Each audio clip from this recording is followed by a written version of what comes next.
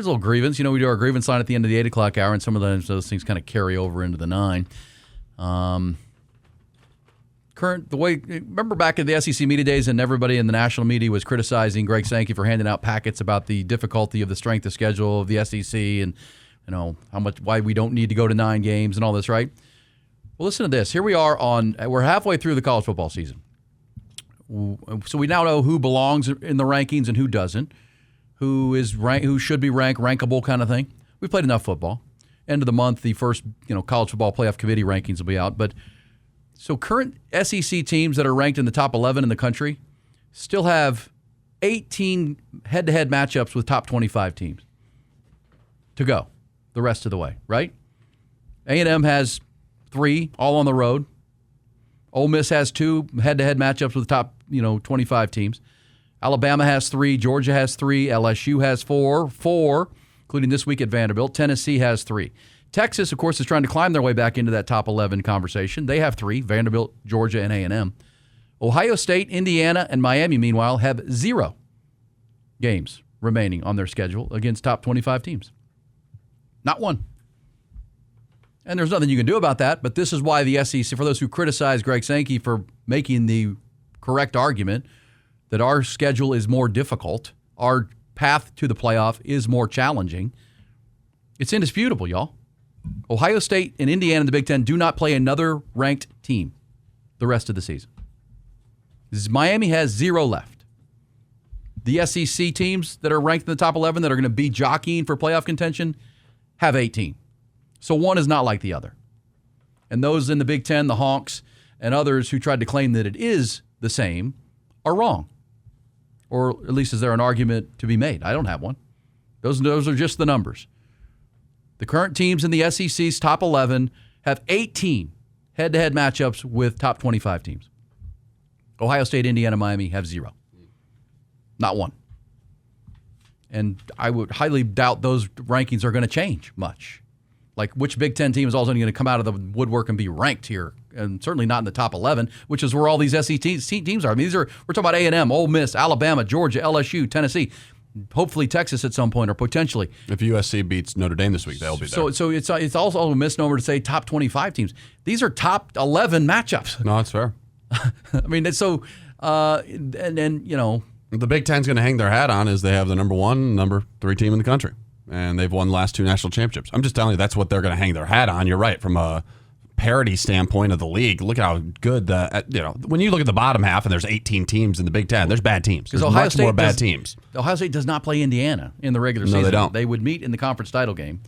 And Miami has handled a tough schedule, so I'll give them credit. I would say they beat a Florida team. But they're playing. The point of this, though, is they're playing in the ACC. So if you remember back in July, when all the conferences get together for their annual meetings, and the ACC and the Big 12 and the Big 10 are calling out the SEC for wanting, like, why aren't you playing 9 games? Here's why. And now we are halfway through the season, because we say this in July. This is the empirical evidence of what we're talking about, and why Greg Sankey, and for people, where's your ACC ranked team that's not named Miami? Who's good? Georgia Tech, maybe. What would Georgia Tech be if they played in the SEC? Probably have a loss or 2. Yeah. Or more. I mean, I'm just saying, in the Big Ten, I grew up in the Midwest. I understand it. Ohio State. But the fact that between now and the important stretch of the year, the most important stretch of the year, those teams aren't going to be challenged. Like now Indiana's toughest road game left is Penn State, and they're about to have a new coach, and their program's on fire. But the state of the Big Ten right now, I'd be shocked that what happened last year is going to happen this year, where there'll be more Big Ten teams than SEC teams. If you want a conclusion on this fact, quit belly aching and saying that Greg Sankey's wrong when he says this in July and hands out 4-page packets of things. He's not wrong. We play a tougher schedule than those conferences do, period. The way our conference is built right now. We play a tougher schedule. And don't, to borrow Sark's term from the postgame, don't ish on the idea of them having 3 lost teams in the tournament. No, they did last year. And should. And maybe the only conference that did. Maybe multiple 3 lost teams. It might happen. It could have happened last year. I'm just saying, get ahead of the narrative, because the honks in the Big Ten are going to say, oh, no, why don't we have USC up in here? Or why don't we have our team up in here? No. Play somebody. I mean, Indiana's win against Oregon is arguably the biggest, probably the best non-conference win of the year by any team not named Alabama, because Alabama went to Georgia and beat Georgia. That's a better accomplishment than going to Oregon, but not by a lot. Georgia's Georgia. Are you kidding me? Do you think this Georgia team's better than that Oregon team? Going on the road, you don't even know how good Oregon is. They beat Penn State. Penn State can't beat UCLA or Northwestern. Well, they beat Penn State on the road, and then they died. I'm just saying, don't use Penn State as a tough road win right now. They're a 3-loss team who lost to winless UCLA, who hadn't had a lead. I just don't know game. how good Georgia is this season. That's all. Okay. I'm just making an argument for it. Could continue. Well, you can argue back. The bigger win is going on the road and beating Georgia. Okay. And Texas has to try to do the same thing in a month or so. I'm not saying I thought earlier in the show you legit said Indiana that was the best regular season win we've seen. I think it's close. Okay. But I think a win between the hedges on the road beating Kirby Smart is a greater achievement than beating Oregon right now. Fair enough. Based on full Those body are 1 of and work. 2 then. Fine. 1 and 2. But again, that's the last one for Indiana. They don't have another one. Sure. Alabama's got 3 more. Yeah, they do. Texas has 3 more. A&M has 3 more. I mean, that's the challenge of this conference, and it's not to bellyache about it. It's like, well, then let's all agree to it then. And when we're going into conference media days in July and saying, no, it's all the same. It's all the same. It should be based on win-loss record and 11-win teams against who? Now, the committee did change their criteria, they say. I'm just putting it out there for people to understand. See, right? Yeah. If they change their criteria, because you're right. I mean, point is, it's going to be much easier for Miami, Indiana, and Ohio State to win out absolutely than it is for any of these teams in the SEC. I'd be shocked though if there's more teams in the Big Ten or whoever else. There's no other conference it would be this season than there would be any other for more teams in the conference. They'll have 4. I think that's going to happen. They might have 5 this year. Who, the SEC? Yeah, I would hope so. I would think so, for sure. But don't poo-poo the narrative if it happens. Well, the SEC is just trying to dominate college football. No, right now, and this is why I led into this with, okay, we've played half the season. So we have a body of work and evidence we can tell you who's good, eyeball test, performance on the field. And right now, through half the season, the SEC has half of the top 11. And they're going to play one another. The Big Ten has 2 in the top 11. Miami, ACC has 1. The Big 10, the Big 12 has 1. Like, I should put Texas Tech in here. They're not playing another tough ranked team the rest of the way, are they? So, again, this is an apples to oranges conversation when you're comparing conferences, and then you're talking about playoff spots. A 1-loss team in the Big Ten or the ACC is different than a 2 or 3-loss team in the SEC. It just is. And this is what Greg Sankey said to anybody that would listen, and he got ripped across the country by people for saying so, even though he's right. And then, of course, the Big Ten coaches like James Franklin, they now fired James Franklin, went to Vegas in the Big Ten media days and popped off about anybody complaining about their scheduling. Kurt Signetti. Come on, give me a break. We're halfway through the season. They won't play another ranked team. Meanwhile, the SEC teams that are ranked in the top 11 are going to play 18 top 11 head-to-head matchups the rest of the way. That's significant. It is. And it bears putting out there for folks to think about when you start making big proclamations when the season is over. Just a point. All right, in Horns at Half Past, here is Mark Stoops when asked about Arch Manning coming off his best performance as a Longhorn.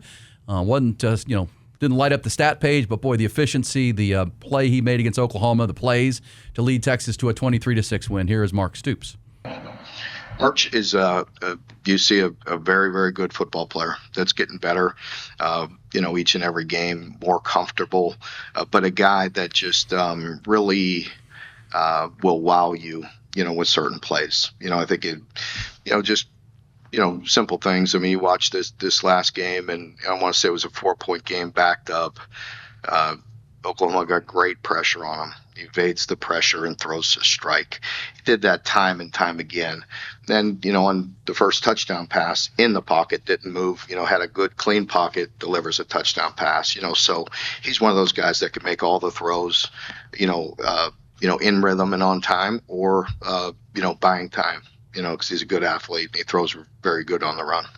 All right, so there's Mark Stoops, and we'll hear more from Coach Stoops as we go on. Hear Sark's appreciation for what Mark Stoops is and the program he's built there. Remember, this is such a interesting. We were really close to Mark Stoops being the head coach at Texas A&M, not Mike Elko.